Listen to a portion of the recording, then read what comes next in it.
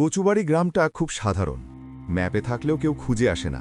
বাইরে থেকে একদম সাধারণ। চারপাশে কচু ক্ষেত, মাঝখানে সরু কাঁচা রাস্তা, দূরে একটা পুরনো মসজিদ যার দেয়ালে শ্যাওলা ধরেছে। আমি প্রথম যেদিন গ্রামে ঢুকি তখন বিকেল প্রায় শেষ। অদ্ভুত ব্যাপার হলো, রাস্তা দিয়ে হাঁটতে হাঁটতে মনে হচ্ছিল কেউ আমাকে দেখছে, কিন্তু তাকালেই জানালা বন্ধ, দরজা আটকানো। গ্রামে মানুষ আছে, কিন্তু কেউ সামনে আসে না। সন্ধ্যা নামতেই পুরো গ্রাম যেন নিঃশ্বাস আটকে ধরে। আমি এসেছিলাম খালুকে দেখতে। স্ট্রোকের পর সে আধা প্যারালাইজড। প্রথম রাতেই টের পাই গ্রামে একটা অদ্ভুত নিয়ম আছে। রাত 9টার পর কেউ বাইরে থাকে না। কারণ জিজ্ঞেস করলে সবাই একই কথা বলে, সময় ভালো না। এই সময় শব্দটার মানে কেউ বুঝিয়ে বলে না। রাত ঠিক 3:17 ঘুম ভাঙে। কারণ মসজিদের মাইক। আজান না, কোরআন না, শুধু ভাঙা শ্বাসের মতো আওয়াজ। মনে হচ্ছিল কেউ মাইকের ভেতর আটকে আছে, কথা বলতে চাচ্ছে কিন্তু পারছে না। আমি উঠে বসি। খালু জেগেছিল, তার চোখে ভয়। সে শুধু বলল, শুনছিস তো? আমি মাথা নেড়ে হ্যাঁ বলতেই সে কাঁপা গলায় বলল, ওদিকে কান দিস না। পরদিন জানি এই মসজিদে 11 বছর ধরে আজান হয় না। ইমাম ছিল হাফেজ ইউনুস। এক ফজরের সময় আজান দিতে গিয়ে হঠাৎ থেমে যায়। মানুষ দৌড়ে এসে দেখে মাইক অন, কিন্তু ইমাম নেই। দরজা ভেতর থেকে বন্ধ ছিল, জানালা ভাঙা হয়নি। মানুষ বলেছিল জিন নিয়েছে, কেউ বলেছিল কালো জাদু, কিন্তু আসল কথাটা কেউ বলে না। গ্রামের বয়স্ক একজন আমাকে চুপচাপ বলে, ইউনুস শুধু ইমাম ছিল না, সে কালো জাদু ভাঙত।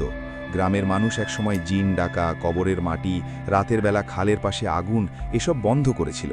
ইউনুস এসব বন্ধ করেছিল, কিন্তু বন্ধ করা জিনিস আবার খুললে দাম দিতে হয়, আর সেই দাম সে নিজেই দিয়েছিল। চতুর্থ রাতে আমি স্পষ্ট শুনি মসজিদের মাইক থেকে একটা কথা, পরিষ্কার মানুষের কণ্ঠে, আর একজন লাগবে। এইবার আর অজুহাত চলে না, কারণ আমার ফোনের ভয়েস রেকর্ডে সেই আওয়াজ ধরা পড়ে। আমি কাউকে দেখাইনি, কারণ দেখালেই সবাই চুপ করে যায়। গ্রামের পাগল ছফর মাতবর আমাকে একা পেয়ে বলে, গ্রামে মোট 12 জন দরকার ছিল, 11 জন গেছে, শেষটা না গেলে দরজা বন্ধ হবে না। আমি হাসতে চেয়েছিলাম, কিন্তু সে আমার চোখের দিকে তাকিয়ে বলল, তুই শহরের, তাই তোর নাম খাতায় নাই। এই কথার মানে বুঝি পড়ে। মসজিদের পুরনো খাতায় দেখি যাদের নাম লেখা তারা কেউ বেঁচে নেই, নিখোঁজ, কিন্তু নাম কাটা হয়নি। আর নতুন করে জন্ম নেওয়া কোনো মানুষের নাম সেখানে ওঠে না, যেন গ্রামটাই আটকে আছে। এক রাতে আমি একা মসজিদে ঢুকি। বিদ্যুৎ নাই, কিন্তু মাইক অন, মেঝেতে পানি, আর সেই পানিতে পায়ের ছাপ, মানুষের না, লম্বা, অস্বাভাবিক লম্বা। ঠিক তখনই মাইকে আজান শুরু হয়, কিন্তু আজানটা উল্টো, আরবির মতো, কিন্তু অর্থহীন, ভয়ঙ্কর। আর তখনই আমি বুঝি আজান দিচ্ছি আমি নিজেই। আমি মাইকের সামনে দাঁড়িয়ে আছি, অথচ আমি তো দরজার কাছে। শেষটা এখানেই শেষ না। আমি শহরে ফিরে আসি, সব স্বাভাবিক, কিন্তু গত শুক্রবার আমার বাসার পাশের মসজিদে আজান শুরু হয়েছিল ঠিক 3:17। আর মাইকের ভেতর থেকে একটা পরিচিত কণ্ঠ ফিসফিস করে বলেছিল, আর একজন লাগবে। আমি তখন শহরে, কচুবাড়ির কথা মাথা থেকে ঝেড়ে ফেলতে চেয়েছিলাম। কয়েক সপ্তাহ কেটে গেল, সব স্বাভাবিকই লাগছিল, কিন্তু অদ্ভুত ব্যাপার হলো আমি ঘুমাতে পারছিলাম না। প্রতি রাতে ঠিক একই সময় ঘুম ভাঙত। ঘড়িতে তাকালেই দেখতাম 3:17। প্রথমে ভেবেছিলাম কাকতল, কিন্তু কাকতল এত নিয়ম মেনে হয় না। ঘুম ভাঙার সাথে সাথে বুকের ভেতর এমন চাপ পড়ত যেন কেউ আমাকে ডাকছে, কিন্তু নামটা মুখে আনছে না। জানালার বাইরে তাকালে কিছু দেখা যেত না, অথচ মনে হতো কেউ দাঁড়িয়ে আছে। সবচেয়ে ভয়ঙ্কর ব্যাপার, ঘুম ভাঙার পর আমার কানে আজানের শেষ লাইনটা ঘুরতে থাকত, কিন্তু ভাষাটা আরবি না, বাংলা না, কোনো ভাষাই না। এক রাতে সহ্য করতে না পেরে আমি নিজের ফোনে ঘুমের সময় রেকর্ড অন করে রাখি। ভাবলাম যদি কিছু শুনি প্রমাণ থাকবে।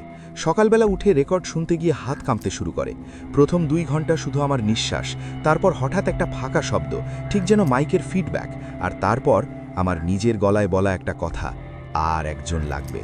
আমি নিশ্চিত আমি জেগে এটা বলিনি, ভয়েসটা আমার, কিন্তু টোনটা আমার না। ওই মুহূর্তে বুঝে যাই ডাকটা শুধু কচুবাড়িকে সীমাবদ্ধ ছিল না, এটা আমার সাথে শহরে চলে এসেছে। আমি আমার গ্রামে ফিরে যাই। খালুর বাড়ি তালাবদ্ধ। প্রতিবেশীরা জানায় খালু 3 দিন আগে মারা গেছে, স্ট্রোক না, ঘুমের মধ্যে শ্বাস বন্ধ। সবচেয়ে অদ্ভুত বিষয়, তার মুখে কোনো ভয় ছিল না, যেন সে কিছু দেখে প্রস্তুত ছিল। আমি ছফর মাতবরকে খুঁজতে যাই।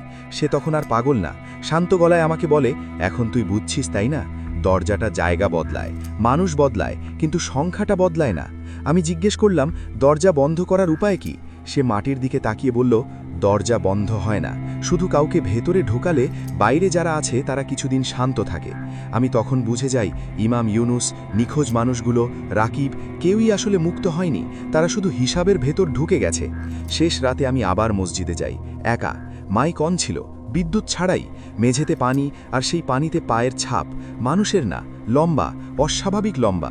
ঠিক তখনই মাইকে আজান শুরু হয়, কিন্তু আজানটা উল্টো, আরবির মতো, কিন্তু অর্থহীন, ভয়ঙ্কর। আর তখনই আমি বুঝি আজান দিচ্ছি আমি নিজেই, আমি মাইকের সামনে দাঁড়িয়ে আছি, অথচ আমি তো দরজার কাছে। শেষটা এখানেই শেষ না, আমি শহরে ফিরে আসি, সব স্বাভাবিক। কিন্তু গত শুক্রবার আমার বাসার পাশের মসজিদে আজান শুরু হয়েছিল ঠিক 3:17 আর মাইকের ভেতর থেকে একটা পরিচিত কণ্ঠ ফিসফিস করে বলেছিল, আর একজন লাগবে। আমি তখন শহরে, কচুবাড়ির কথা মাথা থেকে ঝেড়ে ফেলতে চেয়েছিলাম। কয়েক সপ্তাহ কেটে গেল, সব স্বাভাবিকই লাগছিল, কিন্তু অদ্ভুত ব্যাপার হলো আমি ঘুমাতে পারছিলাম না। প্রতি রাতে ঠিক একই সময়ে ঘুম ভাঙত, ঘড়িতে তাকালেই দেখতাম 3:17। প্রথমে ভেবেছিলাম কাকতল, কিন্তু কাকতল এত নিয়ম মেনে হয় না। ঘুম ভাঙার সাথে সাথে বুকের ভেতর এমন চাপ পড়ত যেন কেউ আমাকে ডাকছে, কিন্তু নামটা মুখে আনছে না। জানালার বাইরে তাকালে কিছু দেখা যেত না, অথচ মনে হতো কেউ দাঁড়িয়ে আছে। সবচেয়ে ভয়ঙ্কর ব্যাপার, ঘুম ভাঙার পর আমার কানে আজানের শেষ লাইনটা ঘুরতে থাকত, কিন্তু ভাষাটা আরবি না, বাংলা না, কোনো ভাষাই না। এক রাতে সহ্য করতে না পেরে আমি নিজের ফোনে ঘুমের সময় রেকর্ড অন করে রাখি, ভাবলাম যদি কিছু শুনি প্রমাণ থাকবে।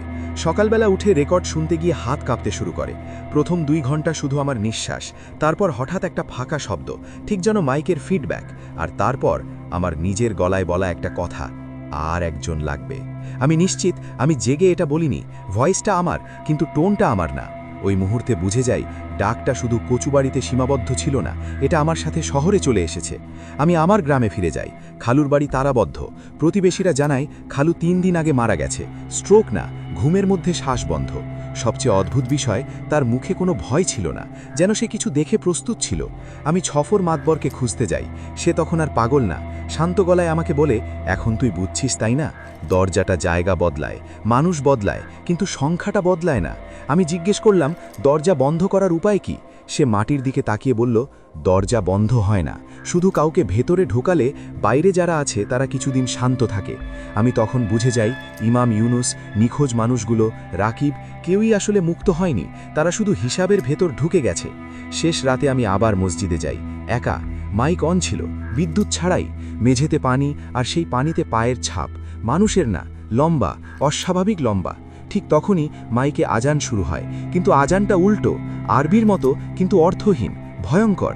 আর তখনই আমি বুঝি আজান দিচ্ছি আমি নিজেই, আমি মাইকের সামনে দাঁড়িয়ে আছি, অথচ আমি তো দরজার কাছে। শেষটা এখানেই শেষ না, আমি শহরে ফিরে আসি, সব স্বাভাবিক।